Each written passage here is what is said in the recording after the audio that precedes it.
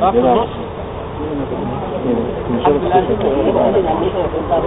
الحمد لله نحمده سبحانه ونستعينه ونستغفره ونستهديه ونعوذ بالله من شرور أنفسنا ومن سيئات أعمالنا. من يهده الله فلا مضل له ومن يضلل فلا هادي له، وأشهد أن لا إله إلا الله وحده لا شريك له، وأشهد أن محمدا عبده ورسوله، وصلى الله وسلم على نبينا الأحمد المسمى في التوراة والإنجيل أحمد.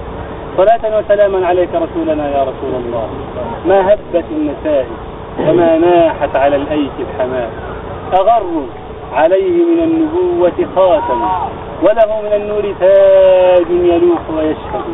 وضم الإله اسم النبي إلى اسمه إذا نادى في الخمس المؤذن أشهد، وشق له من اسمه ليجله فذو العرش محمود وهذا محمد.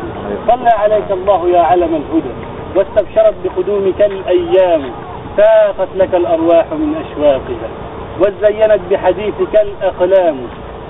وبعد إخوتاه تحياتي والتحايا مفاتيح القلوب، فحياكم الله وأحياكم، وسدد على طريق الحق خطاكم، وجعلكم للأمة ترفعون عمادها وتقيمون منهاجها وتصلحون فسادها وتنفقون كسادها، وتصدقون جروحها وتداوون قروحها، وتعلون صروحها وتواصلون فتوحها.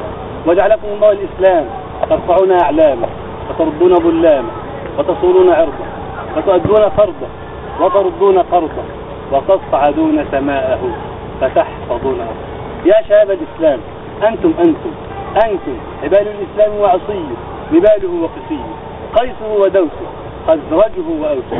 لئن شهد التاريخ أوسا وخزرج فلله أوس قادمون وخزرج. وبعد عباد الله، يعني في بداية هذه الجلسة الطيبة، وربما تكون آخر جلسات هذا الجمع الطيب المبارك مع بعضه، نفتتح بخير كلام وخير كتاب كلام الله عز وجل